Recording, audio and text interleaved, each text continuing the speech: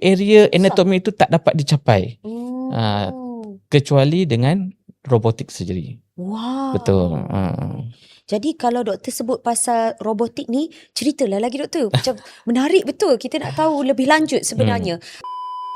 Rawatan seperti ini memang betul-betul terjadi doktor. Okey. So robotic surgery atau kita panggil transoral robotic surgery TOS.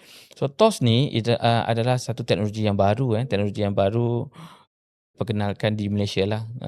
Sebenarnya di Korea, di Japan semua dah agak kerap lah gunakan teknologi ni untuk membantu dari segi pembedahan yang lebih precise untuk mencapai kawasan yang unreachable. Okey. So contohnya untuk masalah OSA.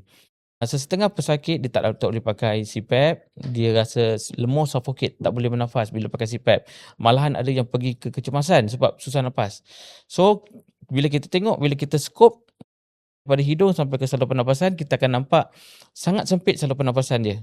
So saluran pernafasan tu more kepada lemak. Kalau without robotik, secara cara konvensional, takkanlah kita nak buka operation daripada leher untuk just debug, nak reach that area untuk kurangkan lemak. That's why robot ini dicipta untuk masuk dekat area dan mempunyai scope yang ada angle. So kalau 30 degree dia boleh angle untuk dapatkan visualize yang lebih baik. Dan tangan robot, kita ada arm robot arm tu boleh capai area yang kita tak boleh capai. Oral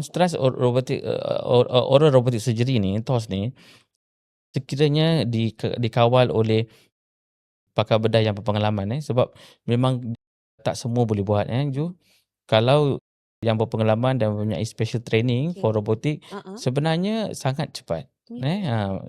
Not even 2 hours macam tu. 1 to 2 hours untuk buat pembedahan yang saya cakap tadi tu lah Ju. Lingual tonsil kita buang, lepas tu kita refashion of the soft palate supaya saluran pernafasan ni lebih luas. Kadang uvula terlalu panjang, kita adjust. Kita refashion, kita buat plastik, reconstruct. Lepas tu lingual tonsil kita buang dan dirbak supaya saluran pernafasan tu lebih luas. Pembedahan tu lebih kurang sejam atau lebih sikit.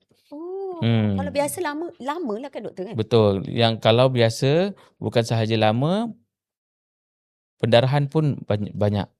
Yes, because kawasan sini adalah kawasan di mana terlalu banyak salur darah supply dekat area tu.